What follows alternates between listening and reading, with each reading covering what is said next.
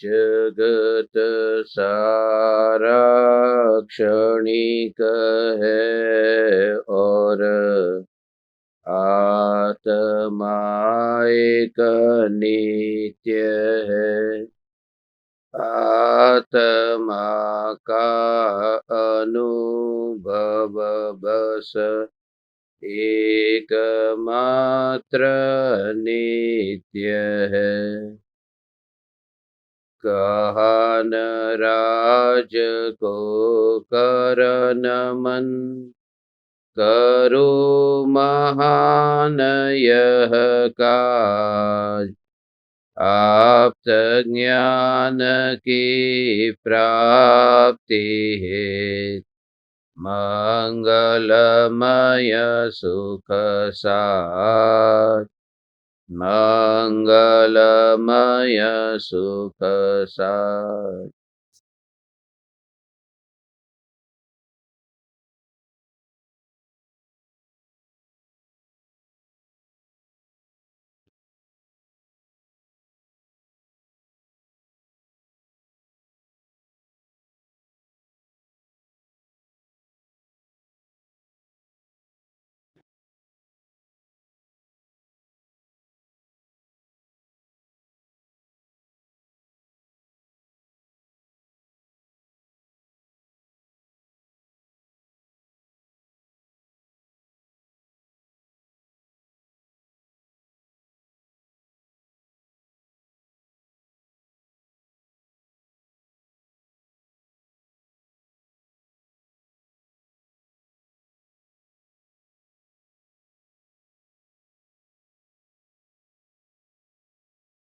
चैतन्य स्वभावी भगवान आत्मा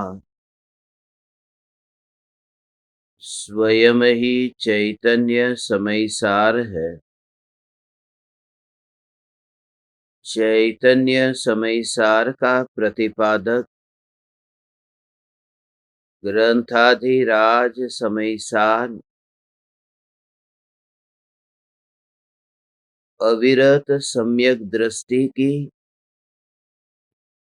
यथार्थ दृष्टि को समझाता है।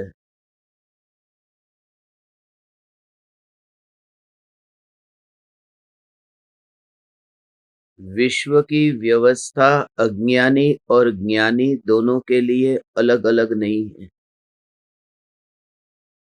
विश्व एक है और विश्व का स्वरूप भी एक है। फिर वह ज्ञानी हो या अज्ञानी हो, या फिर संसारी हो या सिद्ध हो, या फिर चेतन हो या जड़ हो, विश्व की व्यवस्था में किसी की भी सिफारिश काम में नहीं आती है। क्योंकि प्रत्येक द्रव्य का परिणमन प्रत्येक द्रव्य के पर्याय की उस समय की योग्यतानुसार होता है। कर्तृत्व के भार के कारण अज्ञानी को न कुछ भी ज्ञाता भाव प्रकट हुआ है, न तो भेद विज्ञान प्रकट हुआ है, न तो स्वसंवेदन प्रत्यक्ष अनुभव हुआ है। आचार्य कुंद देव इन दो गाथाओं में 218 और 219 इन दो गाथाओं में ज्ञानी और अज्ञानी की अंतरंग दशा में क्या अंतर है ये समझाते हैं। जलते हुए दिए और न जलते हुए दिए के वजन में कुछ खास अंतर नहीं है। तराजू पर तोले तो दोनों का वजन एक सा होता है, मगर जो अंतर है वह आंख वाला पहचानता है, अंधा नहीं पहचानता। क्योंकि आंख वाले को जलते हुए दिए की रोशनी दिखाई देती है, अंधे को रोशनी नहीं दिखाई देती। तो बाहर में तो एक समानता है, वजन की दृष्टि से देखे तो ज्ञानी और अज्ञानी की बाहर की क्रिया से देखे तो एक समानता है, क्योंकि ज्ञानी भी वही रोटी खाता है जो अज्ञानी खाता है। दोनों में कुछ अंतर नहीं है बाहर की क्रियाओं में। उनका बोलना, चलना, खाना पीना ये देह की क्रिया, मगर जो पलट गया है वह दृष्टिकोण पलट गया। ज्ञानी ज्ञान पर विराजमान होकर देह की क्रिया को दूर देखते हैं। ज्ञानी का जो जीवन है वह इस गाथा में सोने के दृष्टांत से समझाया है कि सोना है वह कीचड़ में रह करके भी वह मलिन नहीं होता। सोना कीचड़ में रहता है मगर सोने पर जंग नहीं लगती। सोना ने कीचड़ में राखो तो पण एने काट न लागे, पण लोखंड ने जो कीचड़ में राखो तो लोखंड ने काट लागे। तो दोनों को कीचड़ में रखा है मगर सोने के स्वभाव में ही कीचड़ का प्रभाव नहीं पड़ता। तो ज्ञानी संसार के कीचड़ में रहते हैं मगर वे जल में कमल की भांति रहते हैं। जो पानी में पैर तो रखते हैं मगर पानी जिसको छूता नहीं है। जो सांसें लेते हैं मगर हवा जिसको छूती नहीं है। जो वनस्पति खाते हैं मगर वनस्पति जिनके भीतर जाती नहीं है। जो आग को छू ले मगर फिर भी जिनको ज्ञान की ज्योति की ही अनुभूति होती रहती है। जो यहाँ हम सब के बीच में रहते हैं, पृथ्वी पर रहते हैं मगर पृथ्वी से ऊपर रहते हैं, क्योंकि वे अपना परिणमन ज्ञान में ही देखते हैं। ऐसे ज्ञानी के यहाँ गुणगान गाए। ये गाथा कुछ लोगों के लिए विवादास्पद गाथा बन गई है, क्योंकि पूज्य गुरुदेव श्री ने इस गाथा पर जो प्रवचन दिए हैं उसमें ये खास कहा, अमृतचंद्र आचार्य की टीका और उन जैसन आचार्य की टीका उनको आधार बनाकर कि ज्ञानी को भोगो भोगने की अब छूट है। हे ज्ञानी, अब तू निशंक होकर के भोगों को भोग। तो अज्ञानी को ऐसा लगता है कि आचार्य कुंदकुन देव ने भोग भोगने की छूट दी है, मगर आचार्य कुंदकुन देव स्वयं ही भोग से विरक्त हुए थे। वे दूसरे को भोग भोगने का बोध कैसे देंगे? आचार्य कुंदकुन देव ये कहते हैं कि जिनकी परिणति इतनी निर्मल होती है, जो ज्ञानमयी ही हो गए हैं, ऐसे ज्ञानी को फासला दिखाई देता है। जैसे जमीन पर पैर रखे मगर उन्हें जमीन का अनुभव नहीं होता। कांटा छूता है, पैर में कांटा चुभा, मगर उस समय भी ज्ञान मात्र की अनुभूति के वे इतने मास्टर हो गए हैं कि ज्ञान की अनुभूति तो उन्हें कोई फर्क नहीं पड़ता। बाहर का टेम्परेचर कितना भी हो, बाहर में टेम्परेचर हो गया 40 डिग्री, 42 डिग्री, 44 डिग्री, मगर अंदर जो टेम्परेचर तुमने एयर कंडीशन का रखा है 24 डिग्री, तो वो 24 डिग्री का जो अनुभव तुम्हें होता है, अब बाहर 40 से 42 हो जाए, 44 हो जाए, तुम्हें वहां का अनुभव नहीं होता, क्योंकि तुम उस जगह पर हो और दुनिया तुम्हारे बारे में सोच ही नहीं सकती है, क्योंकि दुनिया उनको कभी अनुभव ही नहीं है कि वो एयर कंडीशन के भीतर वहां उस कमरे में जो ठंडे का अनुभव होता है। तो दुनिया है वह ज्ञानी को बाहर से ही देखती है। ज्ञानी उदय में रहता ही नहीं है और ज्ञानी को कोई चाह भी नहीं है कि दुनिया उसके ज्ञानी पने के कारण उनकी पूजा करे, भक्ति करे, क्योंकि यह तो गुप्त धन है। अपनी तिजोरी में पड़े हुए धन के बारे में कौन चाहता है कि इनकम टैक्स वाले को पता चले कि मेरे पास में कितना धन है? उसे तो कितना छुपा करके, यदि रास्ते में हीरा मिल जाए तो घर में ला करके अकेले में रूम बंद करके, घर बंद करके फिर उसे देखते हैं, बीच बाजार में देखते नहीं है और यह प्रदर्शन भी नहीं करते कि मुझे हीरा मिला। वह ज्ञान जो अनुभव में आता है उस समय ज्ञानी परमाणुओं में रह करके अनुभव ही नहीं करता। सत्य यह है कि सम्यक दर्शन प्रकट हुआ तभी मृत्यु हो गई होती है।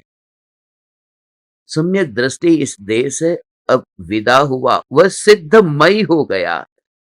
सिद्ध परमात्मा भले एक जगह बैठ करके अनंत काल के लिए लोकालोक को जानेंगे, मगर सम्यक दृष्टि मध्यलोक, ऊर्ध्वलोक, अधोलोक में घूमता हुआ वह सिद्धमयी हो गया है।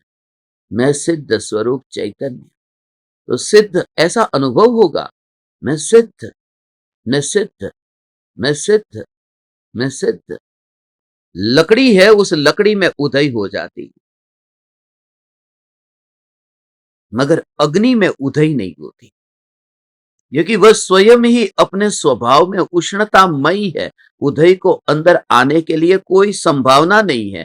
ज्ञानी है वह अग्नि है, अज्ञानी है वह लकड़ी है। ये वहां पर मोह का भाव पलता है उदय की भांति, और दिखाई भी नहीं देता। तुम्हारे घर में उदय हो तो तुम्हें पता भी नहीं चलेगा कि उदय हो गई। बाहर से कोई आया, उसको तो एक दिन में पता भी नहीं चलता इसके घर में उदय उदय हो गई है। ये ज्ञानी जो है, वो ज्ञानी अज्ञानी का भेद वो बाहर से पता ही नहीं चलता। वो शरीर में, शरीर को नीचे छोड़कर विमान कैसे आकाश में उड़ता है और जमीन को ढो करके नहीं उड़ता, जमीन का बोझ पृथ्वी को उठा करके नहीं उड़ता। ज्ञानी का जो जानन जानन जानन जानन जानन जानन जानन जानन रूप जो परिणमन हो रहा है, वो देह के साथ में होता ही नहीं है। और ऐसा ज्ञान का अनुभव, ऐसे ही जो कुछ भी हुआ, ये तुरंत, यह जागृति, मैं ज्ञान स्वरूप चैतन्य। पैर में कांटा चुभा, दर्द हुआ, मगर दर्द हुआ, उस दर्द में ज्ञान में क्या हुआ? ज्ञान में क्या हुआ? और उसी को ही छूते रहते हैं। पुतले में कांटा चुभा है, सामने यहां पुतला रखो, कोई टेडी बियर होता है, उसको रखो, सुई ले लो और सुई से उस वहां पर चुभाओ, और सामने दर्पण को, एक हाथ से तुम दर्पण को छुओ और यहां तुम सुई को चुभाओ, और तुम दर्पण को छूते समय देखो कि तुम्हें खून निकल रहा है कि नहीं निकल रहा है, तुम्हारे हाथ में खून आ रहा है कि नहीं आ रहा है, तुम्हें खून का अनुभव हो रहा है कि नहीं हो रहा। तो ऐसे जैसे छूते हो, तो ऐसे कैसे लगता है कि वहां तो सुई तो वहां पर उस पुतले में चुभी है, दर्पण में तो सुई चुभी नहीं, वहां पास में ही नहीं गई। तो एक हाथ से तुम्हें जो अनुभव होता है कि ये दर्पण, यहां पर जो दर्पण का अनुभव, तो उस ज्ञान से ही ज्ञान का अनुभव ज्ञानी को होता है। इसलिए देह के परमाणुओं में अनुभव होता ही नहीं है। तो चाकू लग जाए, सुई लग जाए, शरीर की ये जो क्रिया है, अभी तो तुम्हें खाली कल्पना मात्र से डॉक्टर कहे कि तुम्हें इंजेक्शन देना है या फिर तुम्हारा ब्लड लेना है, तो तुरंत ही अभी सुई अंदर चुभेगी, चलो अभी इंजेक्शन देना है, उल्टे लेट जाओ। अब लेट गए, अभी सुई चुभी, उससे पहले ही तुम्हारे अंदर अभी चुभेगी, अभी चुभेगी, कितना दर्द होगा ये तुम खुद देखना कैसे भाव होते हैं। सम्यक दृष्टि को कोई कल्पना नहीं होती। चुभे तो भी ये जागृति है कि पुतले में सुई चुभी है और दर्पण में वहां छूना भी नहीं हुआ। उस दर्पण की अनुभूति कांस्टेंट जिनके अंतर में होती ही रहती है, वह ज्ञानी इस लोक का है ही नहीं। और वो तुम्हारे लिए ये सब प्रकृति व्यवस्था करती है, तुम्हें जगाती है, दिन रात तुम्हें ये कहती है कि ये जो अनुभूति का अवसर है, ये तुम्हें प्रत्यक्ष सदगुरु के योग में रह करके जो होगा, वो तुम्हें एकांत में कभी ना होगा। कोई जगाने वाला तुम्हें मिला और तब भी तुम न जागे, तो तुम उस गहरी नींद में से कब जागोगे? ये जितने जितने जितने जितने भविष्य की अनंत काल की कल्पनाओं में जो लगे हुए हैं, मैं अपने संसार को सुव्यवस्थित कर दूंगा, कल सब ठीक हो जाएगा, सब ठीक हो जाएगा। जो बार बार विचार चलता है सब ठीक हो जाएगा, सब ठीक हो जाएगा, सब ठीक हो जाएगा, आज थोड़ा ठीक नहीं है, 1 महीने में अभी दुकान और ठीक चलेगी, सब ठीक हो जाएगा। 2 महीने बाद ऑफिस में सब ठीक हो जाएगा, 4 महीने बाद सब ठीक हो जाएगा। यहां पर कुछ भी ठीक नहीं होता और आदमी चला जाता। और प्रकृति हमें मौका देती है कि तुम 24 घंटे में से 1 घंटा रोज का खा ले तो मर करके भी समय निकालो। डॉक्टर कहे तुम्हारा पेट बढ़ गया है तो तुम, यहां देखते हैं ना मुंबई में मरीन ड्राइव पर करोड़पति लोग जो घर में बैठे होंगे तो पानी का गिलास भी हाथ से नहीं उठाएंगे, नौकर से पानी मांगेंगे, और मरीन ड्राइव पर वहां पर घूमते रहते नरीमन पॉइंट पर, ऐसे घोड़े की भांति, कुत्ते की भांति, शेर की भांति हाँफते रहते हैं शरीर के लिए कि डॉक्टर ने कहा है कि शरीर तुम्हें कम करना पड़ेगा, कोलेस्ट्रॉल बढ़ गया है, हार्ट अटैक की पूरी संभावना है। तो जहां जिंदगी की जोखिम में होती है तो वहां तो सब डॉक्टर की सुनते हैं। 1 घंटा दौड़ने में कोई तकलीफ नहीं होती, मगर सदगुरु ने कहा कि इतने लोग विमान में मर रहे हैं और फिर भी विमान इतने फुल है, फिर भी विमान फुल है, सीट मिल नहीं रही। फिर भी मैंने पढ़ा लोग फिर भी जा रहे। 4 दिन पहले एयर इंडिया का विमान ये अहमदाबाद में वहां पर क्रैश हो गया। उसके दूसरे दिन फ्लाइट फुल थी, किसी ने फ्लाइट कैंसिल नहीं की। और अभी थोड़े दिन पहले, कल या परसों, मैंने अभी एक न्यूज में सुना कि मुंबई से लंदन की फ्लाइट जा रही थी एयर इंडिया की, और निकली और वापस आ गई, थोड़ी आगे गई और वापस आ गई, कुछ गड़बड़ लगी होगी तो वापस आ गई। एयर इंडिया की ये दूसरी फ्लाइट अभी मुंबई से लंदन जा रही थी, तो भी लोग एयर इंडिया में ट्रैवल करते। आज मैं खुद एयर इंडिया से जा रहा हूं, इतने लोग रोज रोज, फिर भी एयर इंडिया। आज रात की मेरी फ्लाइट एयर इंडिया की है।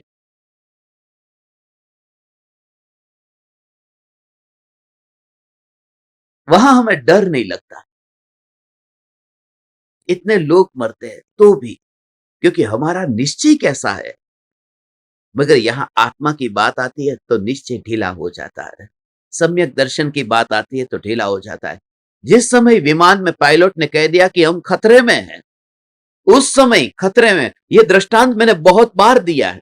आप पुराने प्रवचनों को सुनना, पुराने प्रवचनों में, कितने प्रवचनों में यह दृष्टांत दिया है। मैं लंदन जा रहा था, मैं उसकी क्लिप मैं आपको भेजूंगा।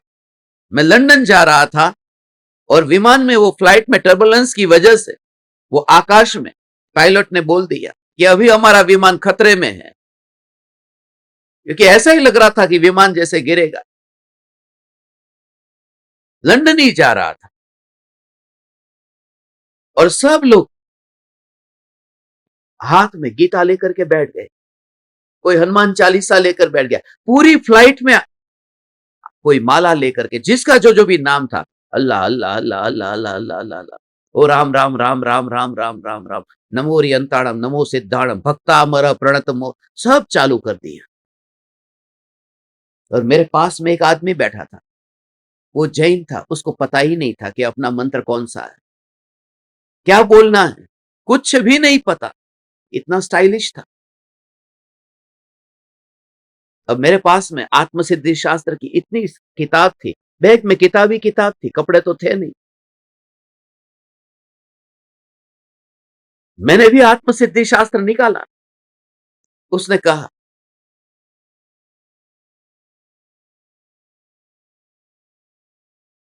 आपके पास में एक किताब है? मेरे पास में एक दूसरी किताब थी, जैन धर्म रहस्य की। बोले आप जैन हैं? मैंने बात टालने के लिए कह दिया हाँ, क्योंकि उस समय कौन ज्यादा झंझट में पड़े कि जैन किसे कहते हैं। मैंने कहा हाँ हाँ। बोले ये जैन धर्म रहस्य, वो देखिए मैं पढ़ सकता हूं, पढ़ो तो। और चालू कर दिया सीधा ही मंगलाचरण से,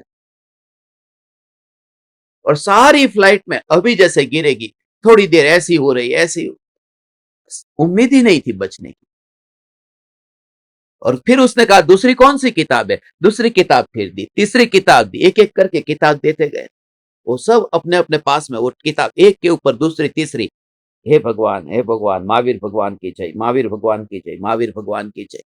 उसने कहा सब किताब ले लूंगा, सब किताब पढ़ लूंगा, हे महावीर भगवान एक बार जिंदगी मिल जाए।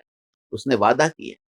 और जैसे ही पायलट ने कहा we are safe and landing, जब लैंड करने की तैयारी, लैंड हो गए, और जितनी किताब उसके पास में थी सब मेरे टेबल पे रख दी उसने। उसने कहा मेरे पास में 23 किलो वजन तो हो गया है, ज्यादा है, मगर आप इंडिया में मैं ले लूंगा, पक्का प्रॉमिस करता हूं। पूरा का पूरा चेंज हो गया। लगा नहीं थोड़ी देर पहले ये विमान में ये वो व्यक्ति। तब मुझे गुस्सा आ गया था। मैंने उसको कहा, ठीक है दे दे वापिस। ऐसा ही मैंने बोला, ठीक है दे दे वापिस, मगर तुझे इंडिया इसी फ्लाइट से वापिस जाना है, तब मैं पास में नहीं होऊंगा, याद रख लेना। मगर तब भी उसने नहीं ली। पत्थर दिल, कठोर परिणामी। मौत दिखती है तो भगवान याद आ गए। इस फ्लाइट में भी ऐसा ही हुआ था। भगवान याद आने लगे सबको, भगवान भगवान भगवान। अज्ञानी का धर्म मौत के समय याद आता है उसे, और ज्ञानी ने तो प्रति समय पर्याय की मृत्यु के काल में ध्रुव की अनुभूति की है कि ये मैं वो ध्रुव चैतन्य हूं जो पर्याय की मृत्यु में मरता नहीं। हे चैतन्य परमात्मा, ऐसा चैतन्य स्वरूप तुम्हें ये स्वरूप अनुभव में आएगा प्रति समय की पर्याय में। वहां मृत्यु के समय तो समयसार को पढ़ने का समय ही नहीं है। मौत की घड़ी में कोई समयसार पढ़ता? मौत की घड़ी में तो पढ़ा हुआ समयसार भूलने का टाइम आ गया है। उस समय तो शब्दों को भूलने का टाइम आया है। उस समय तो अंदर में समा जाना है, जहां पर कोई ताड़ के पान नहीं है, जहां कोई कागज के पान नहीं है, जहां कोई कंप्यूटर के पेज नहीं है। पहले ताड़ के पान पर था, फिर कागज पर आया, अभी ये कंप्यूटर पर पीडीएफ फाइल आ गई, मोबाइल में आ गई। तब तो सब कुछ छोड़ करके अंतर में जाना है। तुम्हारा धर्म कहां पर है? क्या मृत्यु के काल में ही परमात्मा याद आता है? इसलिए ज्ञानी के लिए सदा ही सवेरा है, सदा काल वह सोने की भांति है। ये गाथा है 218 और 219। ओ हो ओ हो, गजब का कनेक्शन।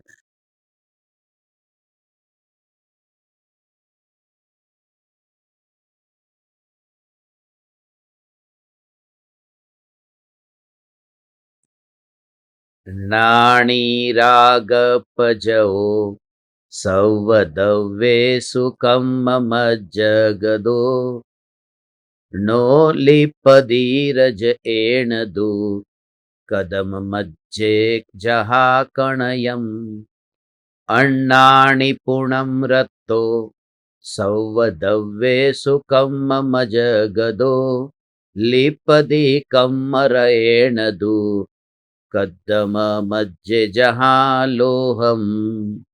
जिस प्रकार कीचड़ में पड़ा हुआ भी सोना कीचड़ से लिप्त नहीं होता, उसी प्रकार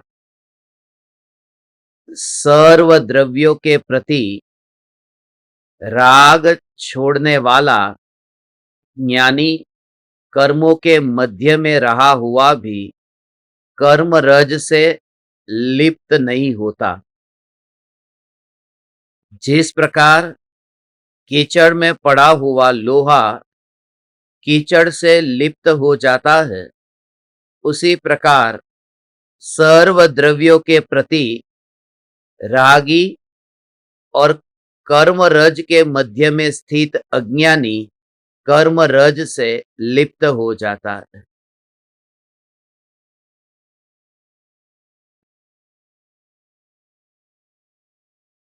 ये ज्ञानी अज्ञानी का दृष्टांत सोना और लोहा, इन दोनों के बीच में भेद करके बताया। ज्ञानी की दशा बताई कि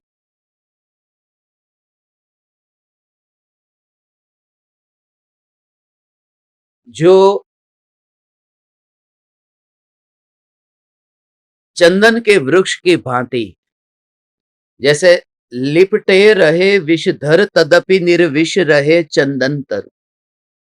चंदन के पेड़ पर सांप लिपट करके रहते हैं, मगर फिर भी वो सांप का जहर चंदन के अंदर चला नहीं जाता। और दूसरी बात, चंदन की शीतलता सांप के अंदर नहीं चली जाती। सांप जहरीला है, वो क्रोधी है। कृपालु देव ने कहा ना, क्रोधादि तरतम्यता सर्पादिग्नि माय। तो वो उसमें उसके स्वभाव में परिवर्तन नहीं आता, भले वो चंदन के पेड़ पर लिपट करके रहता हो। वो स्वतंत्रता बताता है कि दो द्रव्य पास पास में ऐसे हो तो भी ज्ञानी और अज्ञानी, इन दोनों में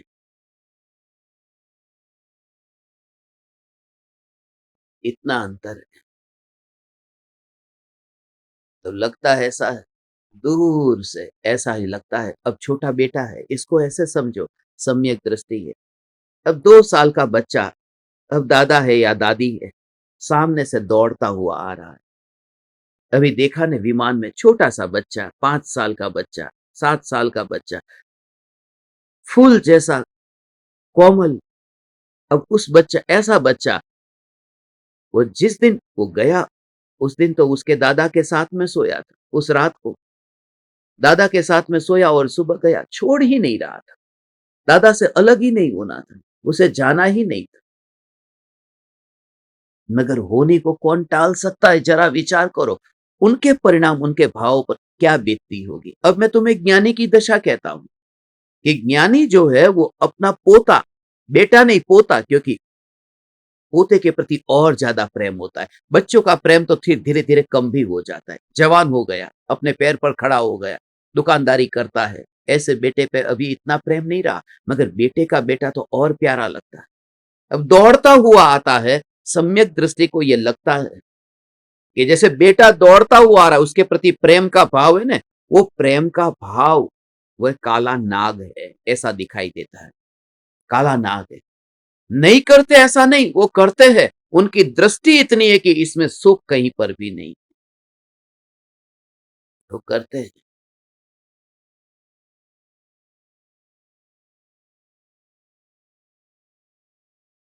अंततः जीव अपने को ही चाहता है। ये दूसरों का जो राग है, अब जरा वो जो राग का भाव वो छूट नहीं गया, मगर राग के भाव के काल में वह आत्म जागृति आ गई। वो कितना भी नजदीक आएगा, मगर वह ज्ञान में भीतर नहीं जाएगा, वो राग का भाव। अब फूल आया है, अब बगीचे में खिला था, माली ने उसे निकाला, वहां से फिर बाजार में पहुंचा। अब पता नहीं फूल को कि वह कहां पर पहुंचेगा, कहां जाएगा। फूल को सुबह पता ही नहीं होता कि दुल्हन के पास जाना है या किसी अर्थी पर जाना है। फूल तो बाजार में पड़ा हुआ है, परमात्मा के पास जाना है या फिर सबके पास जाना है। मगर फूल जहां पर भी जाता है, कहां पर जाना है उसे कुछ नहीं पता। मगर यहां दर्पण है, और बाजार से वो दर्पण आया, तो फूल आया आया आया और यहां पर आ गया, परमात्मा के पास आ गया। यह परमात्मा माने ज्ञान दर्पण। फूल परमात्मा के चरणों में चढ़ाया जाता है, मूर्ति के अंदर नहीं डाला जा सकता, वो बाहर ही रहता है। तो कैसा तुम्हें सेपरेट दिखता है? भगवान, भगवान, भगवान को जब कोई छूता है, अभिषेक करता है, कोई प्रक्षाल करता है, तो भगवान को सुबह पानी से नहलाते हैं। स्नान ही है, मूर्ति की सफाई है। वो पानी वहां पर उसमें डाला गया है, पानी अपनी सुविधा के हिसाब से रोज रोज हम भगवान पर पानी डाल देते हैं। ये कोई नियम नहीं है रोज रोज का, जैसी तुम्हारी सुविधा। रोज रोज छोटी मूर्ति है तो रोज कर दो, बड़ी है तो फिर तुम 12 महीने में एक बार करो। और ज्यादा बड़ी है और पहुंच न जाओ तो वहां पर गोमटेश्वर में तुम 12 साल में एक बार करो। हमने, मनुष्य ने जो नियम भी बनाए अपनी मौज के हिसाब से बनाए। ये 12 साल का चुनाव किसने किया? आदमी की अपनी मौज है। और फिर उसी में ही धर्म की मान्यता है, क्योंकि बचपन से वो कुल परंपरा इतनी सवार होती है कि सत्य असत्य का विचार करने के लिए उसके पास समय कहां है। दुकानदारी छोड़े तो विचार करे कि सत्य क्या है। घूमना फिरना इंद्रियों के विषय के भोगों में, उससे हटे तो समझ में आए कि अब ये क्या किया जाए। विचार करने का समय ही कहां है। जब ऐसा कि बस ये जो राग का भाव, सामने से फूल आ रहा है मगर भगवान के अंदर नहीं जाएगा, मूर्ति के अंदर। वो सॉलिड है, उसमें स्पेस कहाँ है, वैक्यूम कहाँ है कि फूल को अंदर डालो तुम। तो फूल चरणों में रहता है मगर चरणों के बाहर ही रहता है। तो तुम्हें दिखेगा कि ये कर्म के उदय ने ये फूल रख दिया है, कर्म का उदय और फूल रख दिया। फूल किसका? तुम्हारे बेटे के प्रेम का। वो राग है तुम्हें, पत्नी के प्रति, पति के प्रति राग होता है, नहीं होता ऐसा नहीं, मगर जागृति है कि वो राग जिस स्वरूप में नहीं जा सकता वह चैतन्य स्वरूप में हूं, ऐसा चैतन्य स्वरूप। वो राग मेरे अंदर नहीं जाता और वो अंतर में अनुभव करते। जैसे तुम मूर्ति को छूते हो, ज्ञानी चैतन्य मूर्ति को छूता है। तुम जिन प्रतिमा को छूते हो वह निज प्रतिमा को छूता है। वह इतना फासला देखता है कि फूल मेरे पास में आया ही नहीं। इसलिए राग होने के काल में भी वो उदय में आकर के कर्म खिर जाता है। बस वो उदय में आया, कर्म खिर गया। बस उदय को कौन रोक सकता है? उदय को नहीं रोक सकते। बरसात को तुम रोक सकते हो? बरसात को नहीं रोक सकते। तुम्हारे पास में छाता रखना ये तुम्हारे हाथ में है, बरसात तुम्हारे हाथ में नहीं। और ज्ञानी है जिनके पास में वह प्रोटेक्शन है, वही आत्म जागृति है। इसलिए तो वह बरसात के समय ज्ञानी की दशा मूर्ति जैसी हो जाती है, अज्ञानी की तस्वीर जैसी। ये तस्वीर तुम बाहर रखो और बरसात उसके ऊपर गिरे, पैर बिखेर हो जाएगी। महावीर भगवान की तस्वीर को रखो वहां, बरसात को थोड़ी लेना देना है, वो बैर बिखेर हो जाएगी।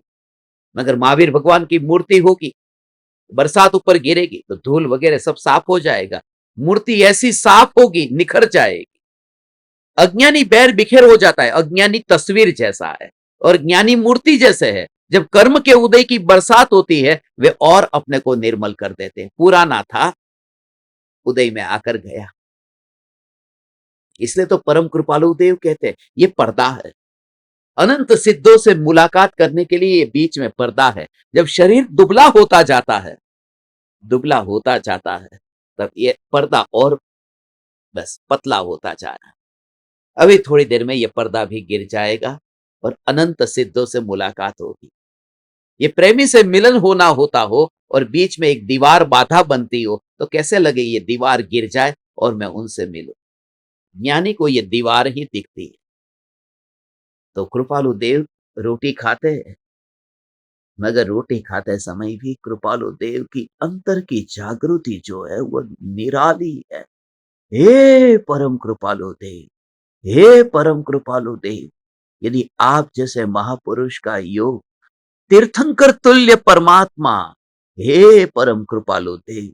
इसे टोडरमल जी कोई आचार्य नहीं थे, मगर टोडरमल जी को आचार्य कल्प कहा या नहीं कहा।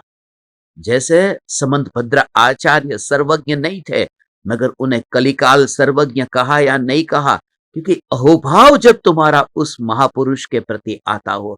इसलिए मैं परम कृपालु देव को तीर्थंकर तुल्य कहता हूं। टोडरमल जी आचार्य कल्प है, समंतभद्र आचार्य कलिकाल सर्वज्ञ है, तो परम कृपालु देव तीर्थंकर तुल्य है।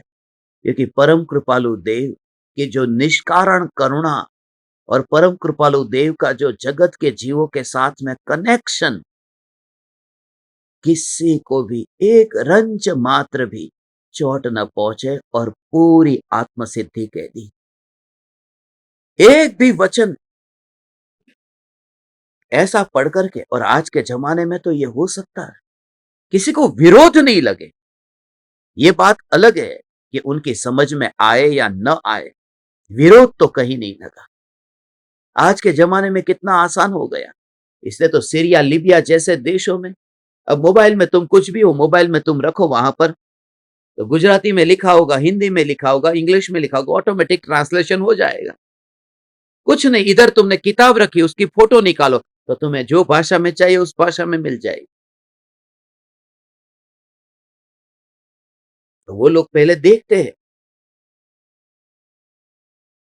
उन्होंने देख करके ये कहा कि ये इसमें विरोध नहीं, क्योंकि परम कृपालु देव की वाणी तीर्थंकर, तीर्थंकर जैसी वाणी। परम कृपालु देव की वाणी सीधी हृदय पर वहां मिथ्यात्व पर चोट करती है। परम कृपालो देव की वाणी जो है वो ऐसी ही है। ओ हो हे परम कृपालो देव, हे परम कृपालो देव, हे परम कृपालो देव, हे परम कृपालो देव। पता भी नहीं चलेगा, भी नहीं चलेगा। कल मुझे किसी ने सुझाव दिया है, आपका सरनेम बदल करके जैन कर दो ने, सब झंझट मिट जाएगी। बात सही है, जैन कर दो। एक पीढ़ी जाएगी, दो पीढ़ी जाएगी, कोई पता भी नहीं चलेगा।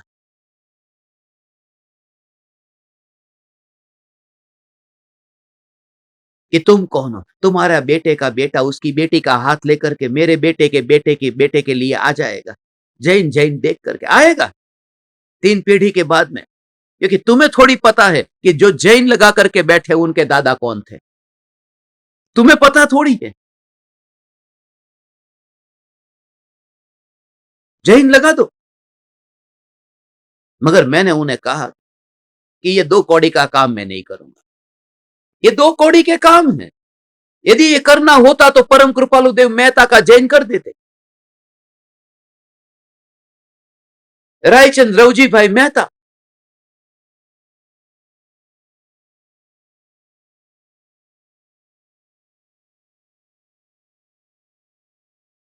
यदि ये करना होता तो कांजी स्वामी कर देते। कांजी मोतीचंद खेड़िया। तुमको तो पता भी नहीं होगा गुरुदेव की सरनेम खेड़िया थी। मेरे पास में गुरुदेव का बर्थ सर्टिफिकेट है।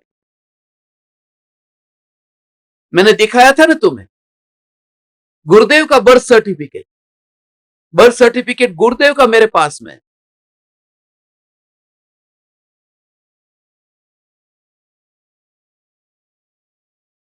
अपना ही गांव है, निकल जाता है। और भारत में तो और आसानी से निकल जाता है। सांझे आवजन जमवा।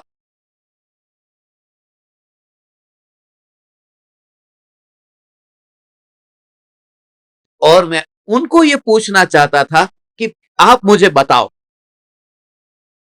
महावीर भगवान की सरनेम क्या थी? आदिनाथ भगवान की सरनेम क्या थी? बताओ तुम में दम हो तो। सिमंदर भगवान की सरनेम क्या थी? बताओ तुम, लेके आओ, सरनेम क्या थी? ये जो शाह और बादशाह, ये दोषी और निर्दोषी, ये क्या सरनेम थी उनकी, मुझे बताओ। आचार्य कुनकुन देव की सरनेम क्या थी? आचार्य कुनकुन देव की सरनेम મને અટક। પાછા ગુજરાતી સાંભળવા વાળા ગામડાના ખબર ન હોય। अटक अटक। वो अटक में अटकते नहीं है। ये अटक उसीलिए कहते हैं जिसमें लोग अटक जाते हैं उसका नाम अटक है। जयसेन आचार्य की सरनेम क्या थी?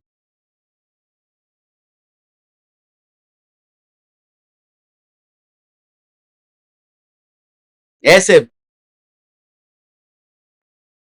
और ऐसी सरनेम लगा करके जहां पर लोग नेम प्लेट पर जैन लिखा हो और अंदर शराब के ठेके बने हो, जो मैंने अपनी आंखों से देखे, ऐसा काम मुझे नहीं करना है।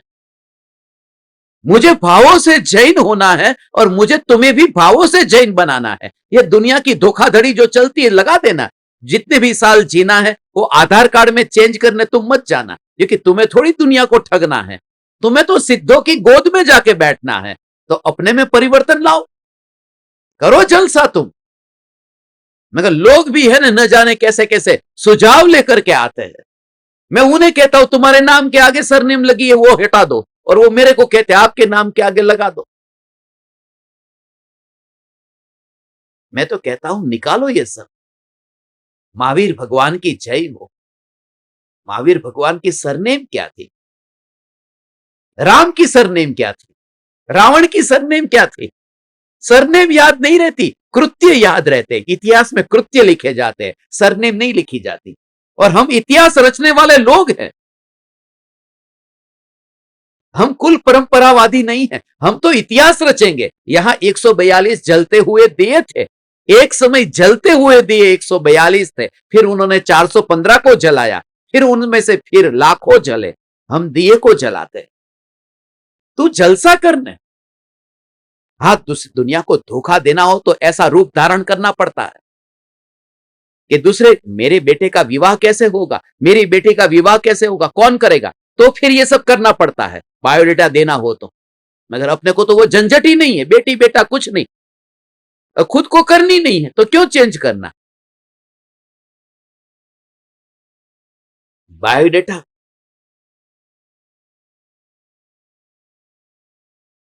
तुम ऐसी बातों में उलझ गए हो, इस वजह से ही सम्यक दर्शन से वंचित रहे हो।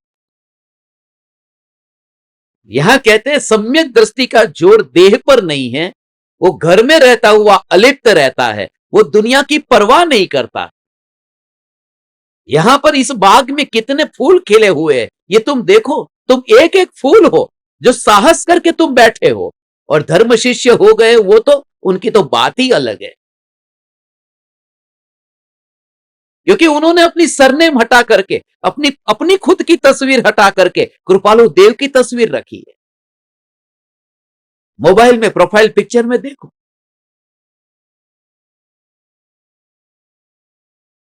वही कहां है, दुनिया को पता चले तो चले, हम कृपालु देव के दीवाने हो गए। हे चैतन्य परमात्मा, ये प्रति समय ये जागृति, ज्ञान ज्ञान ज्ञान ज्ञान ज्ञान, ये ज्ञान की जागृति।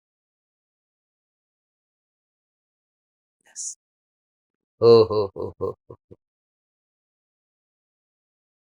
वो सब तस्वीर देखी थी जो लाशें वहां से विमान से लाई जा रही थी, उसमें तस्वीर में देखा, उसमें फिर एंड में ये क्वेश्चन पूछा था, एक एक मुर्दा पास में था, और फिर क्वेश्चन पूछा था, इसमें कौन कितने करोड़ की पार्टी थी बताओ।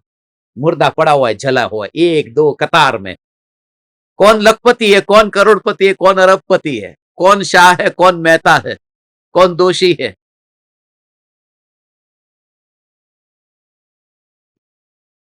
कौन जैन है, कौन अजैन है।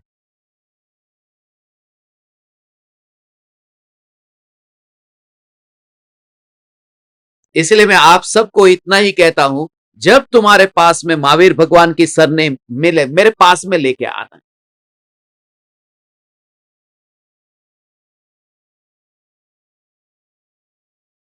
मगर अच्छे लोग थे, खानदानी लोग अच्छे थे, इसके लिए आदिनाथ भगवान खानदानी अच्छे थे। यदि अच्छे थे तो फिर उनके बेटे ऐसे क्यों हुए, फिर आदिनाथ भगवान के समोसरण में मरीची ऐसा क्यों हुआ, उनका ही तो पोता था। ये पोते के प्रति तुम्हें, पोता तो मेरी बहुत सुनता है, बेटा नहीं सुनता। तो उस समय तो बेटे ने सुन ली, पोते ने ही नहीं सुनी, क्योंकि भरत चक्रवर्ती ने तो सुन ली, मरीची ने नहीं सुनी। ये इस भ्रम में मत रहना कि बेटा अपना नहीं है मगर पोता तो हमेशा अपना है।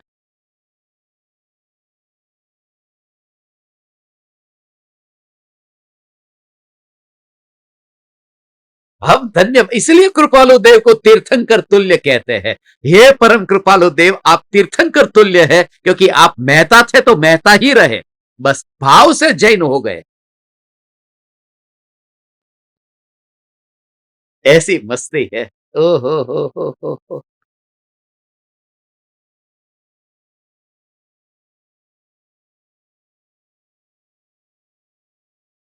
और इसी वजह से आप, इसी वजह से आप दीवाने हुए। ये सत्संग सुनने के लिए आप क्यों दीवाने हैं, इस वजह से क्योंकि आपके भीतर में वो जो ध्रुव का जोर था और ध्रुव की पुकार सुनने को मिल रही है। ये ज्ञान स्वरूप चैतन्य मैं हूं, मैं हूं, मैं हूं। ओ हो।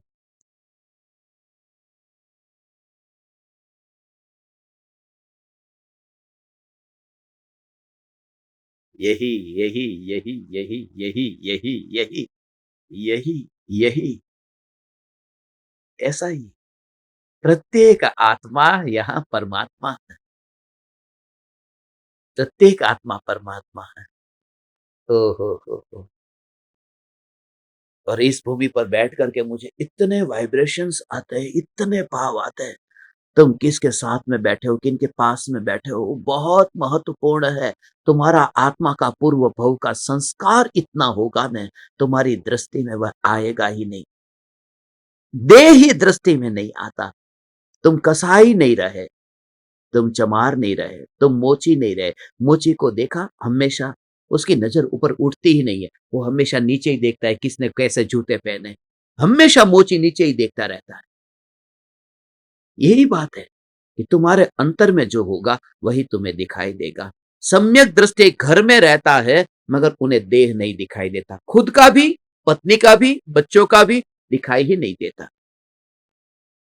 मैं ध्रुव चैतन्य परमात्मा, ओ हो हो।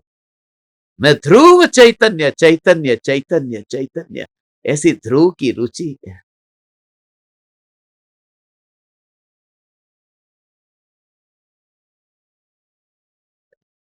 ओ हो।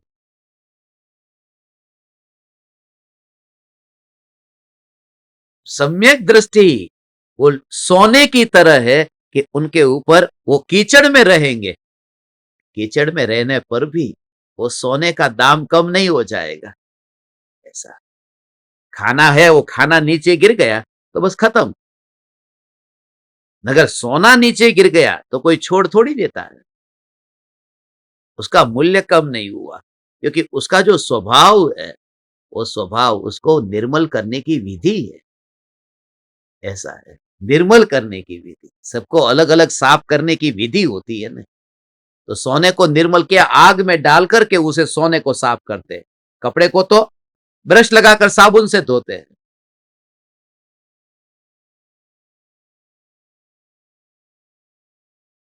ये जो कल मुझे किसी दादी माँ ने सुझाव दिया है, आज के बाद कोई मेरे लिए गाठिया और फाफड़ा नहीं लाएगा, मैं पहले से ही कह देता हूं। क्योंकि उसमें वो जो कपड़ा धोने का साबुन डालते हैं ना, वो क्या बोलता है उसको, कपड़ा, कॉस्टिक सोडा, वो मेरे को तो पता भी नहीं है। तो कॉस्टिक सोडा जो डालते हैं ना, वो कपड़ा धोने का सोडा होता है। तो मैं तो उनको कह रहा था कि शरीर एक कपड़ा ही है, तो कॉस्टिक सोडा की तो जरूरत पड़ेगी ना, गांठिया खाएंगे तो धुल जाएगा शरीर। ये शरीर भी आत्मा का कपड़ा है। बोले आपसे बहस ही नहीं करनी, मेरे को बोल रहे थे तुम्हारे साथ बात न कराए। मगर बात ऐसी थी, वो बात मुझे अच्छी लगी। शरीर तो देवालय ही है, मंदिर का ध्यान रखना है।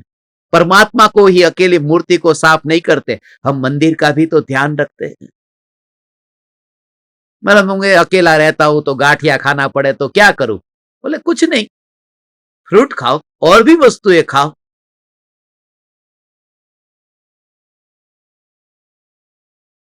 मगर पेट को साफ करना, कपड़े को साफ करना, दोनों का अलग अलग है। ये शरीर कपड़ा है, मगर शरीर को वो कपड़ा धोने का सोडा काम में नहीं आएगा। ऐसे ही सोने के ऊपर तुम ब्रश घुमाओगे तो सोना साफ नहीं होगा, उसको साफ करने की विधि अलग है, उसे तुम्हें आग में डालना होगा। तो सम्यक दृष्टि सोने की तरह है, वो अपने आत्मा को निर्मल करता है अग्नि में जाकर। कौन सी अग्नि? ध्यान की अग्नि। और आपको बताओ 12 प्रकार के तप है। तप का अर्थ ये तपना, और उसमें 12वां तप है वो ध्यान, और 10वां तप है वो स्वाध्याय है। पहला, दूसरा, तीसरा, चौथा, ऐसे करके। पहला अनशन है, फिर उनोदर है, फिर वृत्ति परिसंख्यान, रस परित्याग, विविक्त शय्यासन और कायिक क्लेश, ऐसा करके।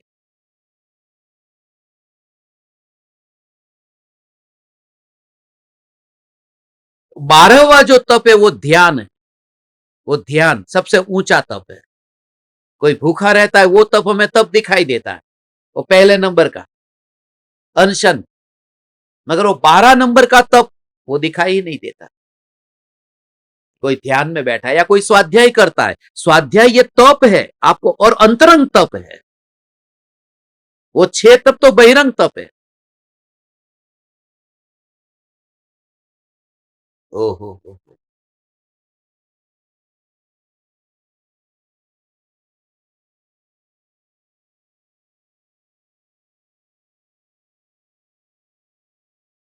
अंदर में जब जाते हैं तब तो अंतरंग तप, प्रायश्चित ये अंतरंग तप है, विनय अंतरंग तप है, वैयावच अंतरंग तप है, स्वाध्याय अंतरंग तप है, व्युत्सर्ग अंतरंग तप है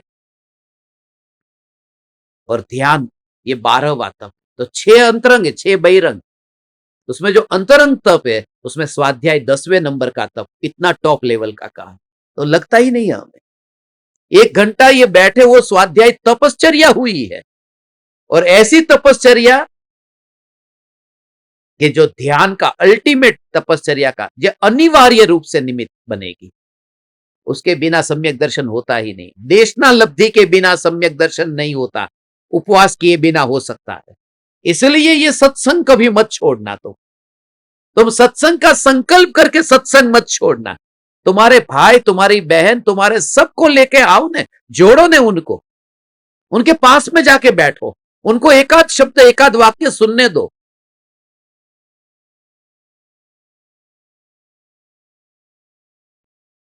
मगर सब चलता है, ऐसा मत करो। कल का भरोसा ही नहीं है जिंदगी का, कल की कल कल कल करते रह जाएगी। दृढ़ निश्चय करके थोड़ा, अब तुम्हारा बुढ़ापा यहां सामने कितने लोग बैठे हैं, अब तुम्हारी उम्र अब होने लगी है, अब पैरालिसिस हो जाएगा तब तुम बेड पर बैठोगे, तब दुकान छोड़ोगे। तुम कब छोड़ोगे? हार्ट अटैक आएगा तब, कैंसर हो जाएगा तब। अब 70 साल में भी तुम्हें यह भाव नहीं आता, 80 साल में भी अभी फोन करके पूछते हो दुकान में क्या हो रहा है। तुम ये सब झंझट में से बाहर निकलोगे? इसलिए बस दूसरे की मृत्यु को देख करके ये प्रतिज्ञा क्यों नहीं ले सकते? भोजन के बिना नहीं रह सकते, पानी के बिना नहीं रह सकते, तो सत्संग के बिना कैसे रह सकते? और एक बार संकल्प हो गया, हमारा आज 218वां दिन है, एक दिन भी गैप नहीं हुआ ना। हाँ, उतने उन दिनों में कितनी बार खाना नहीं हुआ होगा ये है, ट्रैवलिंग में रहे होंगे, सोना नहीं हुआ होगा, पूरी रात भर जागे होंगे, मगर सत्संग नहीं छूटा। और आपसे कहता हूं सत्संग कभी मत छोड़ना। सुनो, अंदर में तुरंत समाधान मिल जाता है, तुरंत ही। बस ठीक है, भेद ज्ञान, भेद ज्ञान, भेद ज्ञान, क्योंकि यही तुम्हें ऐसे समय में स्वीकार भाव होगा। स्वीकार भाव, ज्ञान ज्ञान ज्ञान ज्ञान ज्ञान ज्ञान ज्ञान ज्ञान ज्ञान ज्ञान ज्ञान।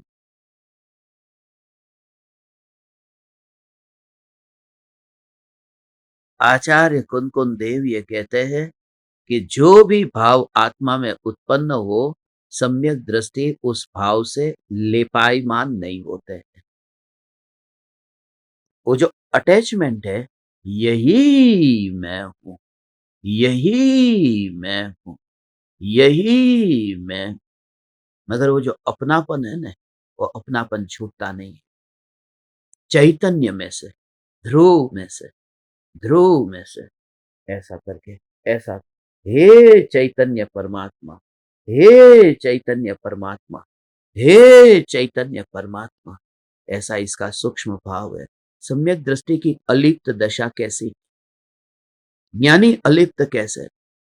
ये बात तुम्हें ऐसे लगेगी, राग का भाव होने पर भी उनकी जो ज्ञान की अनुभूति में कोई विकल्प नहीं होता। अनुभूति ज्ञानमयी होती है, ज्ञानमयी। ये दृष्टांत तुम्हें थोड़ा गंदा लगेगा, मगर हम सब ने ये किया। आज के जमाने में तो ये टॉयलेट में जाते हैं तो वो पिचकारी आ गई, गन आ गई, मगर पहले तो हाथ से ही सफाई करते थे।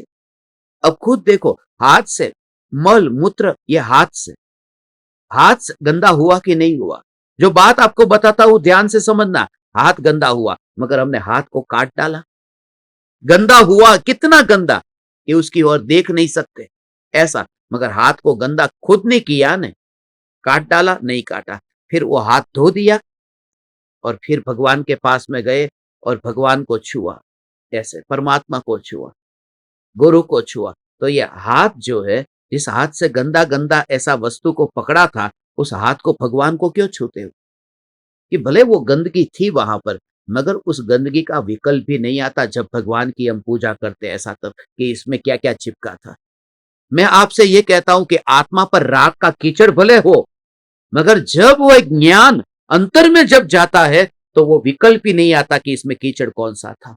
वो ज्ञान को थोड़ी काट देना है, वो आवरण ऊपर ऊपर था। वो वस्तु जो है, वस्तु को क्यों नष्ट करते हो?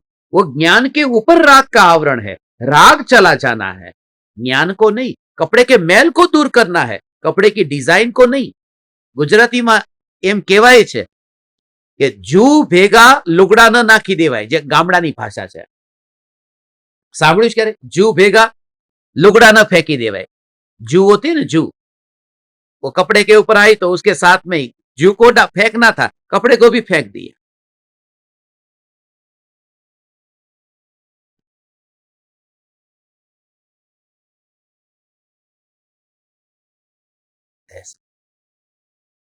तो राग छोड़ना था, ज्ञान को कुछ नहीं, वो ज्ञान तो अंदर में जाएगा। तो भले हाथ कितना भी गंदा हुआ हो, हाथ गंदा होने से हो वो अंग है, हाथ गंदा होने से।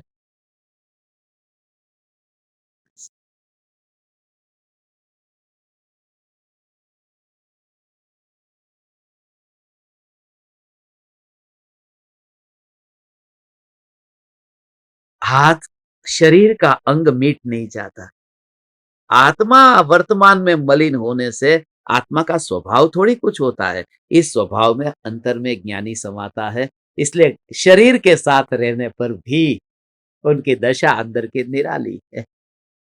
ऐसा ही है। ओहो हो।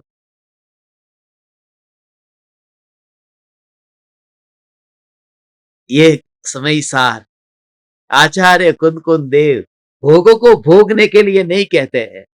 आचार्य कुंद कुंद देव कहते हैं कि भोगों को भोगता कोई है बाहर में दिखता हो तो भी। परम कृपालु देव भी दुकान पर गए थे, वे भी पत्नी के साथ रहे, उनके भी बच्चे हुए। परम कृपालु देव भी संसार में रहे न, गृहस्थ दशा में रहे न।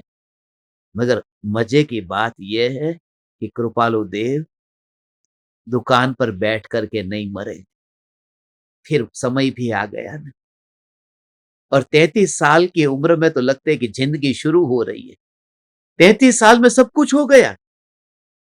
यहां तो 33 साल के हो जाए तो भी लगता है अभी शादी का टाइम नहीं हुआ। यहां मृत्यु हो गई, पूरी जिंदगी खत्म हो गई। और पूरी जिंदगी नहीं, संसार को जिन्होंने सागर को चम्मच में भर लिया, अनंत संसार को जिन्होंने इतना समेट लिया, बस एकावतारी हो गए। ये मोहमयी नगरी में आकर के कृपालु देव के वाइब्रेशंस ऐसे आते हैं। इसलिए आपसे कहता हूं, ये मौका, ओ हो।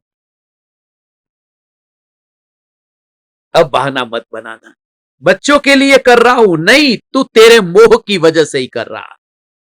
उमराला में 25 दिन की जो शिविर है पर्यूषण के समय, और ऊपर से भी जा एक्स्ट्रा 5 दिन बोनस में, जहां परम कृपालु देव का विचरण हुआ है, ऐसी भूमि पर जाकर के दर्शन करना है। ववाणिया जाना है, राजकोट जाना है, इसके अलावा ईडर, नडियाद, वड़वा, उत्तरसंडा, कावीठा, बांधनी, अगास, सब जगह, और जो जो भी, सब जगह हम विचरण करेंगे और कृपालु देव के वाइब्रेशन फील करेंगे। तो जिन लोगों को भी अभी ये 30 दिन का मौका है, पूरा 1 महीना आपको मिलेगा, थोड़ा समय निकालो पर्यूषण में से। ऐसा बच्चे के साथ में रहूंगा तो बच्चा उपास रह जाएगा, मैं दुकान संभालूंगा। फालतू की ड्रामाबाजी क्यों करने की? ये बंद करो ड्रामा। तुम जिस स्कूल में पढ़ते हो उस स्कूल के हम प्रिंसिपल रह चुके हैं, हमको सब पता है। तुम बच्चों के नाम पर खुद चढ़ते हो, ये चढ़ना बंद कर दो। कोई भी बहाना मत बनाना। 16 तारीख की पहले 15 तारीख की रात तक उमराला आ जाना है सभी को। 15 तारीख की रात तक कोई बहाना नहीं चलेगा। पत्नी कहेगी, पत्नी बांधती है, कोई नहीं बांधता, उसको लेकर के आ जाओ। 2 कैदी होते हैं ना, तो उसको हथकड़ी से पास पास में बांध देते हैं कि भाग न जाए, दोनों साथ में ही आए।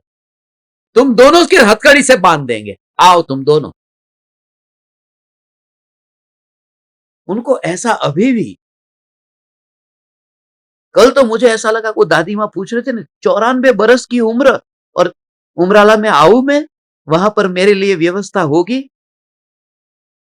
विचार करो, जो शरीर 94 बरस में, और मैंने कहा मैं खुद आपकी सेवा करूंगा, आप आना। मेरे द्वार पर कोई आए, मैं आपकी सेवा करूंगा। उनके बेटे का बेटा मेरी उम्र का ही,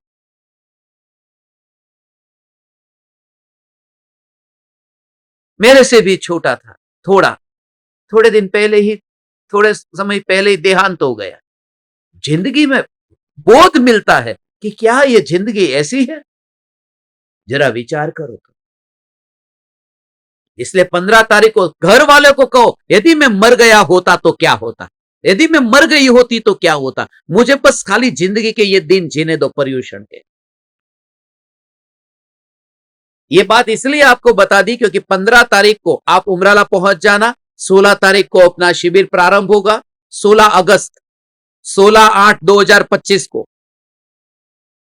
और 9 तारीख तक उमराला में रहेंगे, 9 सितंबर, और फिर 14 सितंबर तक 5 दिन, 9 तारीख से शिविर पूरा होगा, 10, 11, 12, 13 और 14, 5 दिन। ये इसलिए बता रहा हूं क्योंकि आपको रिटर्न टिकट बुक करनी हो तो 14 तारीख को शाम को आपको 4 बजे के बाद में आपको अहमदाबाद से टिकट बुक करनी हो तो कर देना। हम लास्ट में अहमदाबाद में मिलेंगे। ये पहले से इसलिए बता दिया कि रिटर्न टिकट कब की ले, और 14 तारीख को जल्दी से जल्दी जाना हो। 14 को वास्तव में तो जाओ ऐसा कहता ही नहीं हूं, साथ में ही रहो। इस 30 दिन का वाइब्रेशन ही ऐसा होगा, तुम्हें खुद को लगेगा तुम्हें क्या मिला है भगवान और कृपालु देव की भूमि के वाइब्रेशंस। एक बार मुंबई में भी ऐसा करना है। जब आप कोई मुंबई में ऐसा कार्यक्रम रखेंगे, जब अपना पूरी दुनिया का मिशन पूरा हो जाएगा ना, ये 4 कंट्री पूरे हो जाएंगे, सभी ज्ञान दीपकों को मुंबई बुलाएंगे, और जवेरी बाजार में कृपालु देव के जहां चरण पड़े, वहां पर जाकर के वहां के वाइब्रेशन रिसीव करेंगे। हम जाएंगे, ज्ञानी के चरण जहां जहां पड़े वो भूमि तीर्थ हो जाती है। ओहो हो।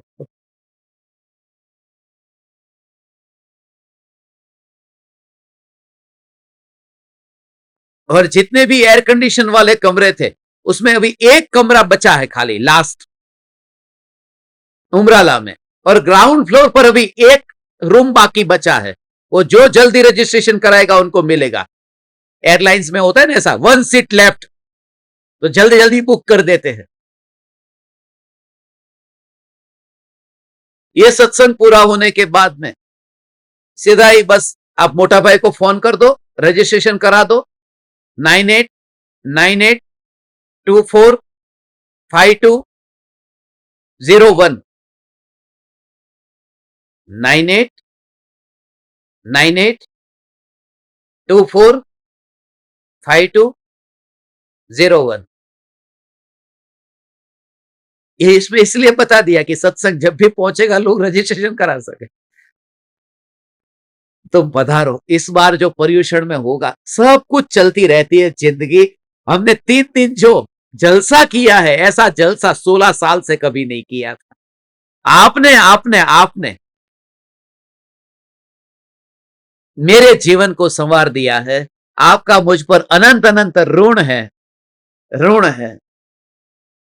खाली आपने एक काम जो किया है उसकी तकलीफ मुझे बहुत हो रही है। 3 टाइम जो खिलाया है ना, अभी पेट में इतना भारी भारी लग रहा है। अगली बार थोड़ी मेहरबानी करना, मैं भी करूंगा। आप परमात्मा को अनंत अनंत प्रणाम। चैतन्य समय सार, चैतन्य समय सार, चैतन्य समय सार।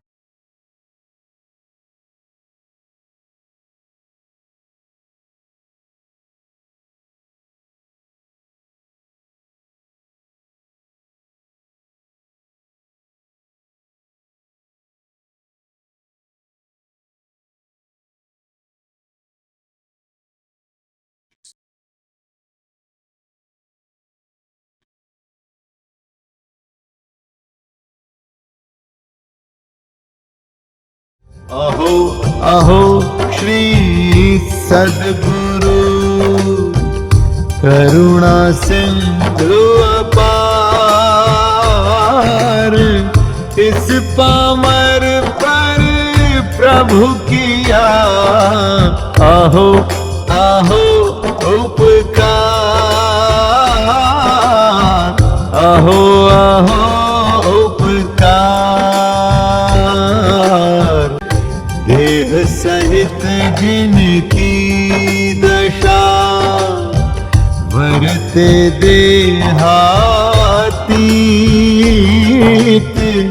उन ज्ञानी के चरण में हो वंदन अगणित, हो वंदन अगणित, हो वंदन अगणित, हो वंदन अगणित।